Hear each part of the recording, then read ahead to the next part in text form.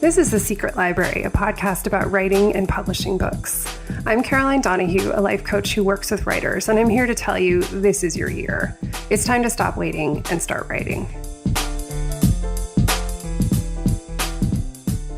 I want to say thank you to the Secret Library podcast Patreons, who are the power behind the scenes that helps to keep the show running. If you'd like to join the club, you can do so at patreon.com/secretlibrary. Get access to solo episodes with me and the chance to submit questions for Q&A episodes every month. This is episode 147 of the Secret Library podcast. My guest this week is Martine Fournier Watson.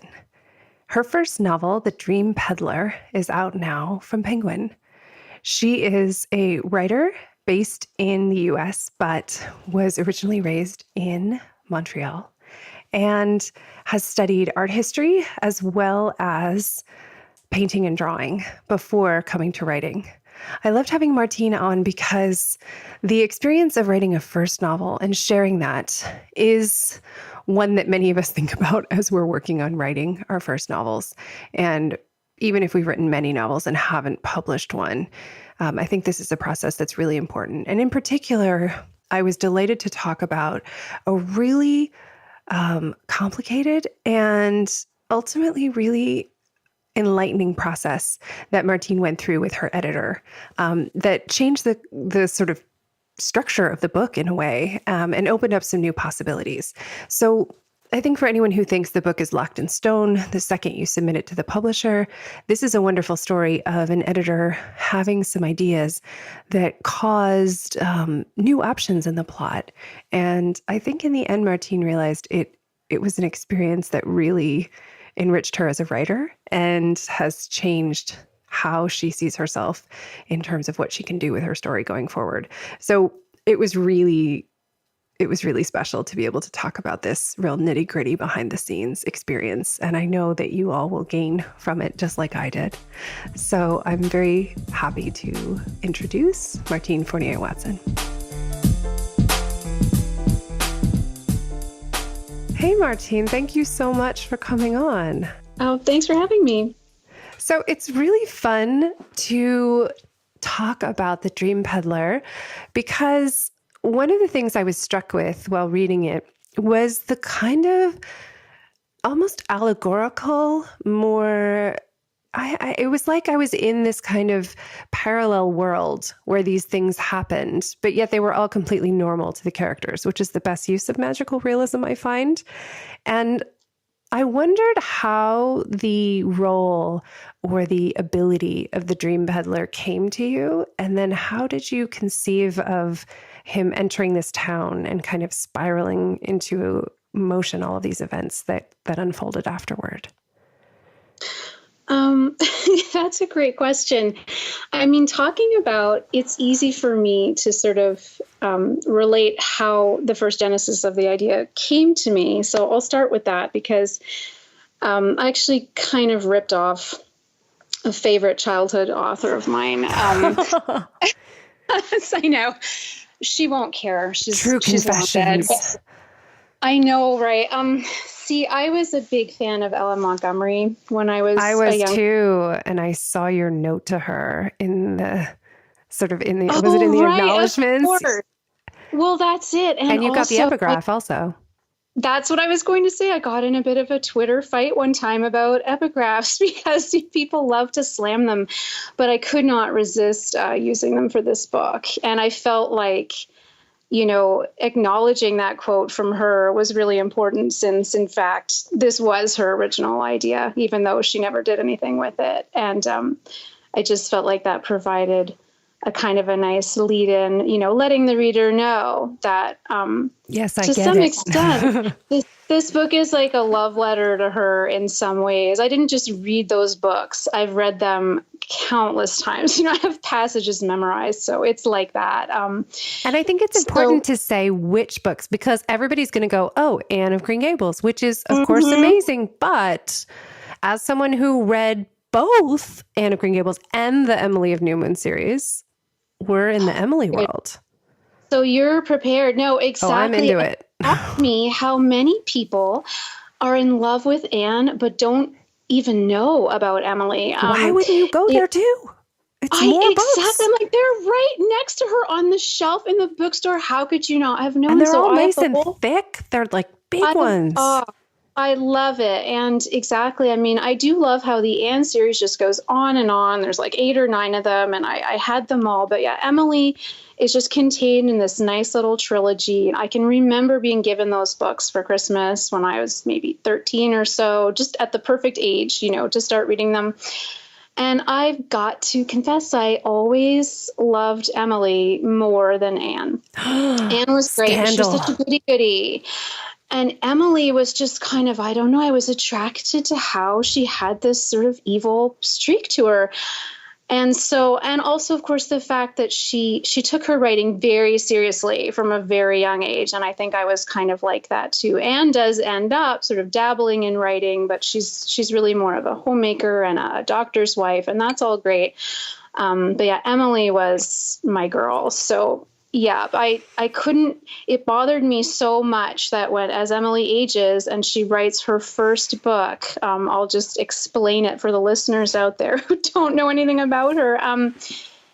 She writes, I guess she's in her early 20s somewhere, and she, in sort of a fever, in a quick 3 weeks, she writes her first, she's been having success with publishing short stories, but she writes her first novel. And then she types it all up and gets it all ready to submit. And she sends it out to maybe 3, publishers. This was back in the day when you didn't need an agent. I don't even know if there were literary agents because it's early in the 20th century. And she sends it out and she gets rejected 3 times. And she's quite a sensitive soul. I, of course, laugh at the idea of being upset over 3 rejections. But this kind of shakes her confidence. So she gives it to an older man who's a dear friend of hers because he's very worldly and literary and he's read a lot and she trusts his opinion. So she gives it to him and just says, look, I've got this book and I really believe in it, but it's been rejected 3 times and maybe I'm not seeing it clearly. So if I need you to read it and tell me if you think it's any good. And she says, if you do, I'll keep trying to get it published. But if you tell me it's not any good, I'll burn it. She tells so him this. dramatic. Oh, she was all about the drama. That's partly why I loved her. It's just all or nothing with this woman, right? So he takes it away and it is good, but he's secretly in love with her. And I don't think he wants her to have, too much literary success. And this book, writing it took her away from him. He didn't get to see her. She was preoccupied and he's so jealous of it. And he's a little bit warped in case this sounds, in case people don't understand what on earth is wrong with this character. So he comes back to her and he lies and he tells her it's no good and she burns it. And so the book was called, all you ever really know about it as the reader is that her title was A Seller of Dreams. And he sort of says something about how it's asking too much, of the reader's credulity and it's a modern day fairy tale and nobody will like it and nobody will buy, but that's all you know. And this just irritated me no end that Ellen Montgomery didn't provide any details, or I don't know why. This book I was obsessed with it in my imagination. And I guess I took 20 years, but eventually I just reached a point where, I decided that I would just write the book for myself because I couldn't bear to think that there was this cool idea for a book floating out there in the universe that, nobody was ever actually going to get to read. I love this so much. I think it's such a wonderful source. And it makes me think, as I often do, of that idea that Elizabeth Gilbert shared about an idea being out there. And then if it doesn't get expressed, then it finds another way to exist, that she talked about. I think she talks about it in Big Magic, but she also talks about it in a TED Talk. So we'll link to them for everybody to watch if you want. It does feel that. Yeah. Like it picked you. That book has been waiting. Ellen Montgomery didn't finish it. And so it's been sitting around and it was like, nope. I found my girl. I'm going with Martine. Although though, I'll be honest. And then I sat down to actually write the thing. And I suddenly had this great respect for her because I was like, yeah, she knew better, than to try to write this. I had no idea what to do with it. All I had was her concept of a stranger coming to town to sell dreams, or at least that was how I conceived of it. It seemed to me from the title, I don't know, it just felt like, well, he must be one of those traveling peddlers, right? He wouldn't just live in one place and make his livelihood there and sell dreams. I don't know. I just, right from the get-go, I pictured him as this nomadic kind of character. So yeah, I guess that leads into the other part of your question, which was how did I kind of figure out who he was going to be? And I don't know if I'll be able to articulate it very well because he just kind of grew from that original little kernel of an idea into a whole person as I went along. I'll just be open about this now. I'm a pantser. I don't plot anything. I like a self-confessed pantser. I think pantsers just got to be proud. Pantsers. Yes, I agree. Once again, it's like the epigraph thing. When I see discussions out there on social media about plotting versus pantsing, I feel like the pantsers kind of get the short end of the stick. Everyone thinks it's foolish, and I get that, if you're a plotter, I don't think you could ever imagine how a person could take that kind of risk, first of all, to sit down and just sort of blithely, start clacking away or writing in your notebook and just assuming that everything will somehow work itself out. But I can't seem to do it any other way because for me, I guess writing an entire book, what I love about it is the writing as a process of discovery. I'm just not I can't get excited about writing to a plot that I've already pretty much figured out from beginning to end. I always have a vague idea where the story is going. So I kind of, in my mind, when I started the Dream Peddler, I thought, well, he's a stranger, he's an interloper, and I can imagine, we can't just have people buying dreams and everything is wonderful and la-di-da. There has to be a story here. So yeah, there's got to be a dark side. There has to be a plot. Yeah, so something will have to go wrong. There has to be, problems have to arise from people buying dreams and indulging in this, et cetera, et cetera. So I sort of knew that it's in some way, somehow the town would turn against him, but that was all I had to go on. He showed up and I instinctively, I don't know how, because sometimes ideas just come to you, but I knew that I would have a female protagonist, to kind of go with him or be his foil or be his friend. And so Evie Dawson came to me and I decided that her son had gone missing. It just felt like there needed to be some kind of coincidence of timing there. And I didn't know what would come of that.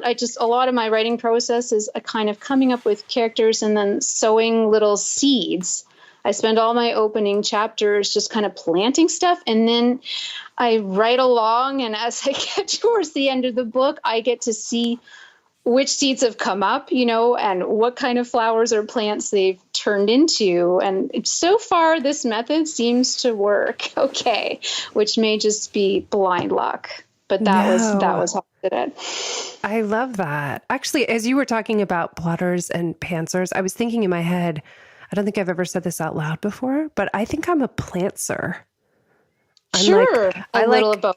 Yeah, I like, but I'm like, maybe it's the plants come up. But it was like, I like to have some key moments, but I don't necessarily know perfectly how they connect. But I think what you've done in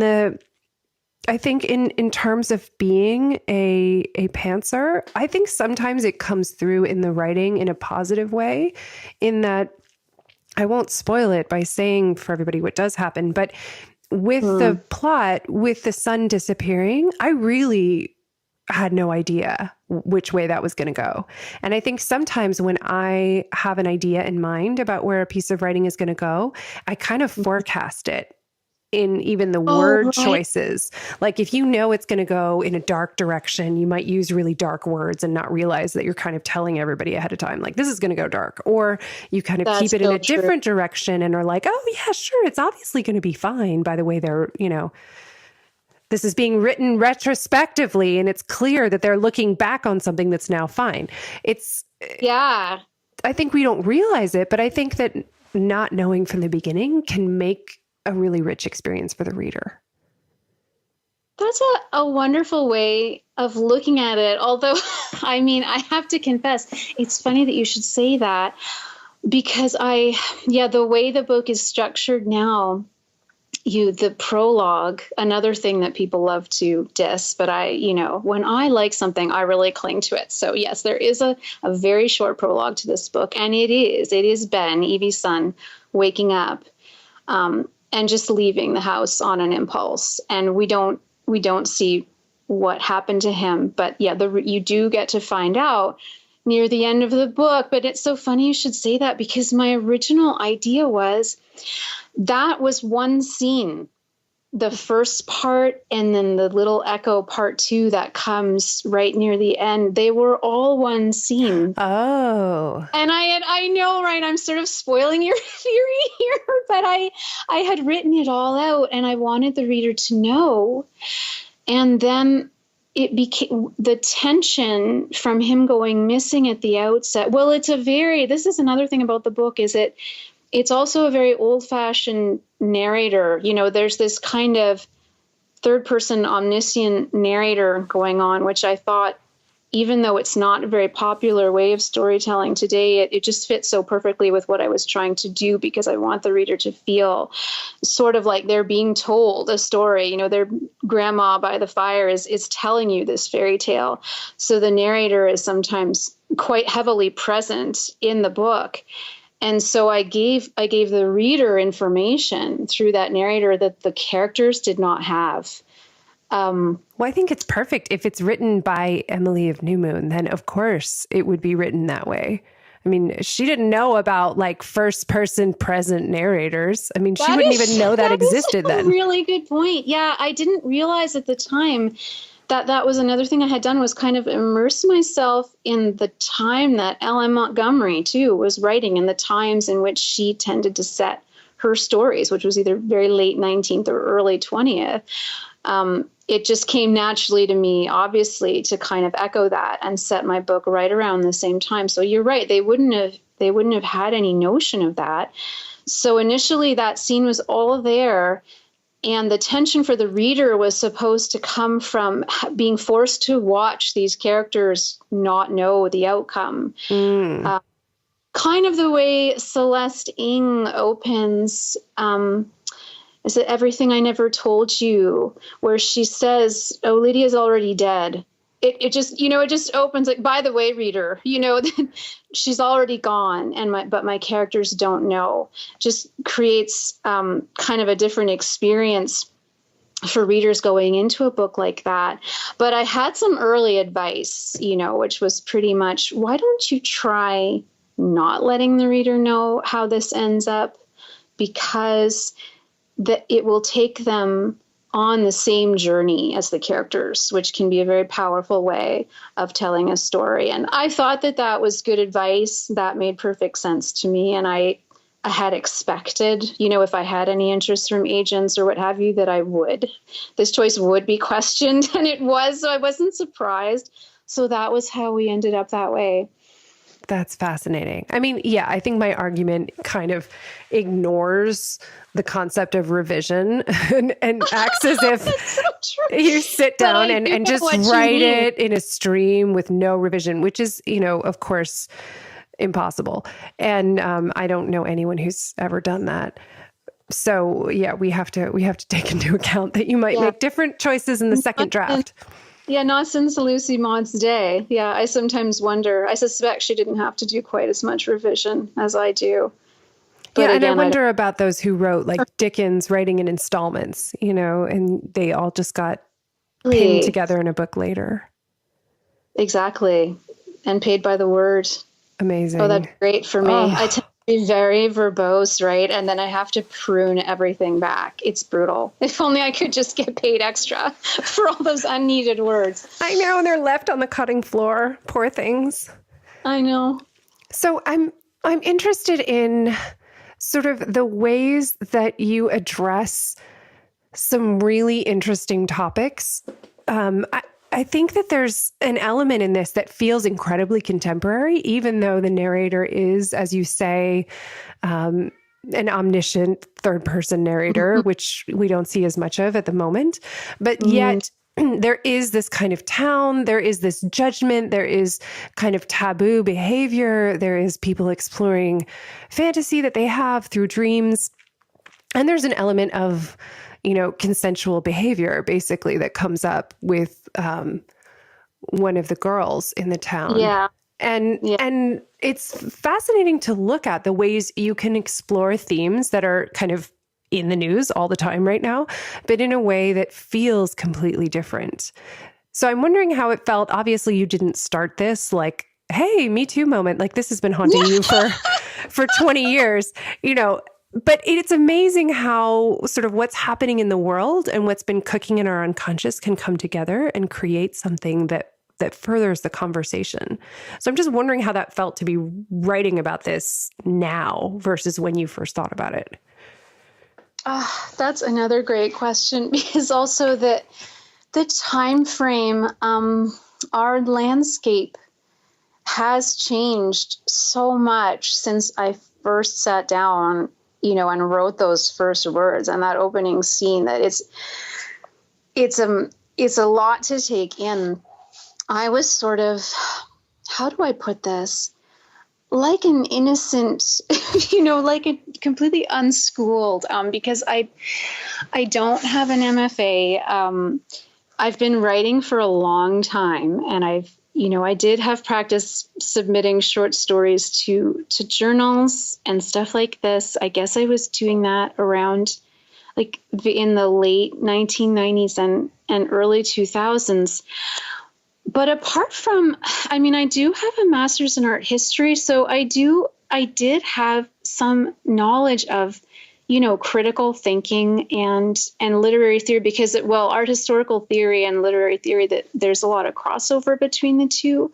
But just all this to say, I just kind of sat down to write this book, having no knowledge of issues like, representation in literature and what it means to tell someone else's story, or as you say, like, what does it mean to have kind of a Me Too moment or a streak of feminism running through your book. I was sort of blissfully not ignorant, but I just wasn't consciously thinking about these things when I first wrote it, which was, it was good in some ways because I was just free to just write whatever came to mind, and I wasn't second guessing my ideas. But then it's very strange to do all that and kind of come to the book later with a new lens, because, what year was it when I started writing it? Maybe 2012 or 2013. It's such a long process. I can remember, I started to query this book right at the start of 2015, maybe. Things were heating up, and I was living outside Philadelphia at the time. And it was just also interesting because my husband and I were both Canadian, but we had been living here so long. I first emigrated basically at the start of 2003. So it was time to, we had a green card that we'd had for 10 years, and it came time to renew it. And it didn't really make any sense. We're never going back to Canada. We could see that. So we became American citizens right at this time too, which was so funny because that big election, the 2016 election, was one that I was able to participate in, which is also weird. I'm sorry, I'm kind of going off on a huge tangent. This is great. Okay. So yeah, this is My Life by Martine Fournier Watson. And there I am querying this book, and so I eventually, now it took me a year and a half, which is just a whole separate story, but eventually I had moved. We left the Philadelphia area and we came back to Michigan, which has kind of always been our home base. And I eventually signed with an agent, Bridget Smith, and she didn't ask for too many changes. As far as, just the basic text of the book. The editing with her was quite light. She was very happy with it the way that it was. I think we might have added a couple of scenes. And then it went on submission. And when it got to my editor at Penguin, that was when everything I was sort of starting to look at all the choices I'd made with a different lens. It just hadn't, I hadn't even been thinking about that. I had been writing something new, obviously, because you have to do something to occupy yourself while you're querying, because it's horrible.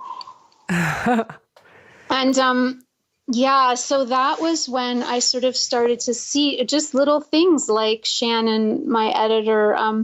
So she bought the book, and then she sort of said to me, "Is everyone in this town white?" This was something, that in my innocence, I had never, I didn't think about it consciously. It's just that I knew if I'm white, so that I would conceive of the characters as, yes, predominantly being white, but also just knowing that it was a small town, fairly isolated a long time ago. No, I wasn't picturing it, right, being cosmopolitan or having lots of different cultures and stuff like this. So to a certain extent, I didn't look at any of those choices with a contemporary eye until it came time to publish, which I guess, makes sense. And same thing with all the other themes that kind of go through it. As we were saying, I didn't plan any of that out. And it was so funny because in some ways, when I realized what I had written when I got to the end, I thought, boy, I didn't know I was being so ambitious with these deep, heavy themes that I had put in here, like how do we process loss and how do we grieve and what does it mean to be a scapegoat and all these sort of very heavy-handed, ideas. I think it's good, actually, that I was sort of totally unaware what I was taking on, because I don't know if I did them justice, and I'm glad that I wasn't too self-conscious about it. So that was how we came to that. And I can't say too much about it, but yeah, that storyline that we don't really want to give away because spoilers, I actually had to rewrite it in order to have the good people at Penguin be okay with the storyline. As dark as it was worse. Really? It was worse. God, I'm dying to ask about it, but I won't spoil it for everybody. I can't tell people. You just call me privately on the phone later. Okay. I'll tell you. Yeah, great. It was bad. And she just sort of said, I completely get where you're coming from, but we just can't do this to the readers. She said, I think we're going to lose too many readers. Could you possibly rethink it? And that's a really interesting thing, though. Mm-hmm. How do you think that, and this is like asking you to imagine what someone else would say at a different time. So in some case, I'm aware this is an unfair question, but do you think that had something to do with the time in which the book was coming out? Or do you think that question would have stood no matter what the time period was when it was being published? I mean, obviously within your adult life, not within multiple centuries. Considering, because it's true. And this was the one part of the story that I kind of forgot to say. Not that it's really important, but as soon as the book sold too, I had both kind of, I wasn't on Twitter. I'm just not really, a big social media gal. And both the agent and editor sort of ganged up on me and said, you really have to be on Twitter. It's a job requirement. So trust us, you'll love it, but get on there and start making some friends. And so I did that. And this was how that really opened my eyes to a lot of the issues, in the literary world today that I just hadn't, sitting in my ivory tower, writing my little story. I'll be honest, I hadn't given enough thought to it. And I hadn't given any thought to representation in my book. And I mean, in part, I could get away with that, of course, because of the very old-fashioned setting and time frame. But it's not something that one should ever cast aside or forget about, right? When we're writing in this day and age, knowing what I know about the plot as I had it, I don't think it would have mattered. Maybe the general feeling was that yes, the scrutiny might be intensified by the particular times that we're living in. And I mean, so be it. That's great. I'm a huge fan of the Me Too movement. Like many women, I think I'm just about to turn 44, and I look back on my life I don't know, the older I get, the angrier I get, is that how the saying goes? I mean, so much of what I accepted about living as a woman on this planet and about male behavior toward me was just always so unacceptable. It makes me really angry now, looking back, that I didn't see that.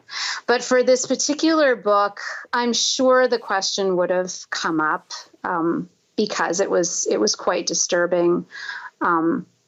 But yeah, I mean, I think as publishers and as people in business, and also just people who want to be good people, and not be offensive. I certainly would not have wanted to cause pain to anyone, put it that way, unnecessarily, through the plot line in the book that they were concerned with. So we did. I mean, it was horribly upsetting. I won't try to sort of sugarcoat it because I didn't see it coming. We had contracts in place, and my editor was kind of like, I really think you need to rewrite this whole part of the plot. I emailed my agent just freaking out and what do I do? Like, what do I do if I can't do it? It wasn't even so much that I was stubborn and adamantly refusing. It was more like I wasn't sure I could make the book work. Unbeknownst to me, like I said, I just sort of blissfully sowed all these little plot seeds and waited to see if I would have anything coherent, that worked when I got to the end. And to my surprise, it seemed like, yes, each character sort of fit in like a piece of the puzzle, and they all had their role to play, and all the interconnections ended up mattering, and everything sort of came out just as I'd hoped. We get to the end, the Dream Peddler's the bad guy, that's it, we're done. And I didn't know, I was really afraid to start pulling at these threads, right, that I had woven, because I was envisioning like, okay, we're pulling one thread and the whole sweater unravels. Everything is so delicately intertwined that I won't be able to do this. It was more about, I was just afraid this is the first book to don't forget. So I didn't know if I had the skill as a writer to handle what she was asking me to do. So my agent kind of, talked me down off the ledge, because that's what they're there for. And she said, push back. Nothing is set in stone. She said, it's not likely that this is a deal breaker, because nobody alerted me to this either. But I did. And I just got the feedback that, no, we really need you to take your time, do what you got to do, but we really need you to see if you can come up with an alternative.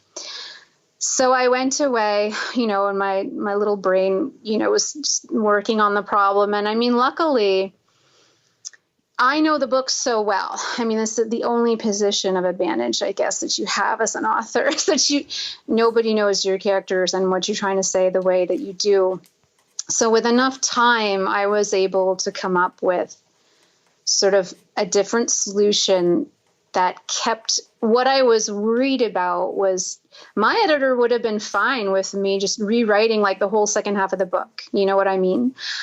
But that would have broken my heart. There were just a lot of things that happened in this book that really mattered to me in terms of the story I was trying to tell and the emotional impact that I felt they would have on the reader. And she could see all that. She agreed with all that. So she just sent me on my way to see if I wanted to come up with a substitution that would leave, like, if you could miraculously just pull the one thread and then weave a different color back in there without disturbing the rest of what you've made. So I can't remember how long it took. It felt like ages, but it was probably only a week. I mean, I was thinking about it constantly. Yeah, eventually I came up with this sort of eureka, woohoo, I think I've got it, an alternative to the story. A week is miraculous. Well, I don't, again, in the interest of total honesty, it was summer break, but I don't have a day job. So when I speak of my timeline, I want people to know that because I'm able to, pull off ridiculous things that I wouldn't expect most most writers to be able to, primarily because they don't have the vast quantities of free time that I do. I was a stay-at-home mother for many years. Just as I said, moving around, we moved around quite a bit for my husband's job. And so I was the caretaker, which was hard, but the upside of that is once my kids were both in school full time, I suddenly, even with all that's required to keep a house running and keep our lives going, I still had plenty of free time, to write my books. And so, yeah, a week, I don't know, I might be exaggerating, but my brain was constantly working. Yeah, I was in a bit of a panic. I can imagine. So yeah, that was how that happened. And did you feel in the end that what you came up with made it, that it worked, like it was good enough, or that it added something to the story? Like, how do you feel about what you ultimately ended up with? Yeah, I love that question. And it's what people, writer friends, often ask me. Did you feel like you lost something? Which is, that to me, that's the most valid question about it, because writers are often asked to revamp their books in a huge way. And it's almost always a positive, I think, as long as you have to take a little time, I guess, as a writer, when you're asked to do something like that, and just study your own gut, because it is your book at the end of the day, and it is your name going on it, not your editor's. I was really happy with the way that it worked out. And I definitely was able to tell my friend, no, I didn't feel like I lost anything. In fact, there was a little, with my original plotline, there was a little bit of awkwardness. There was one scene in there that I was never really comfortable with. It was a little far-fetched, or I'm not sure how else to describe it, but, and rewriting it, I was able to remove that little bit of the book that always kind of bothered me, that I didn't think was up to snuff. And so it was just different. I never really saw the necessity for it, the way my editor and apparently every other person at Penguin who laid eyes on it all agreed. But I was okay with doing it. And even more than, I hope I can say this right, more than how things ended up for this particular book, and I am satisfied with what the book has become. I don't know if better is the right word, but the book was definitely, it's still just as good, and in my view, and I was able to maintain all those little bits of plot that really mattered to me. So I was fine with it going forward. But what I really loved about it was what it did for me as a writer. Putting the one book aside, I hope that my whole career won't be this one book, right? And to be able to get through that process, to really dive into my book and start thinking about the different threads, and thinking about the real construction of my plot and how to take it apart and put it back together, how to tinker with it. It's kind of like how, if you're a reader, anybody can just get in their car and drive it. None of us really know, how our cars work when you come down. I can't, you don't want me going under my hood and messing with that engine.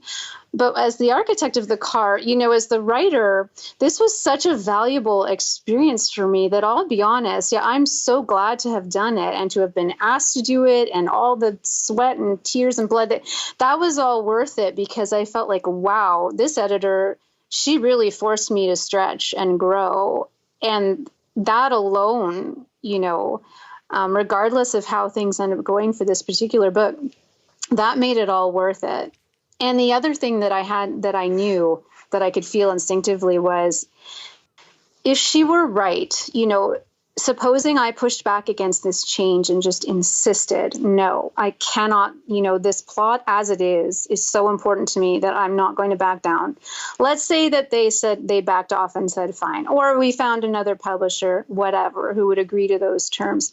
If I put it out in the world in that condition and it didn't do well, that can happen to any book, but I knew I would always wonder, oh God, what if she was right? And what if I had only agreed to not be so stubborn and to just at least make the best faith effort that I could to make those changes.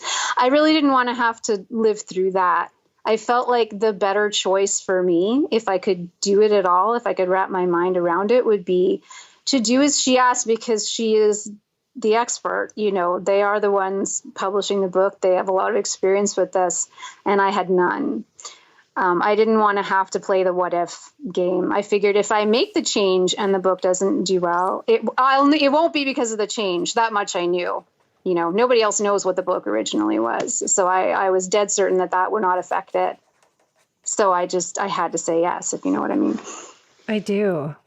I love that, because I think something that could be really helpful is, like, I love this image of kind of taking apart your car or taking apart a car engine and then being able to interact with it completely differently in the future. And that if you're able to have that experience with your writing or with a story, then the relationship you have to writing stories in the future would be completely different.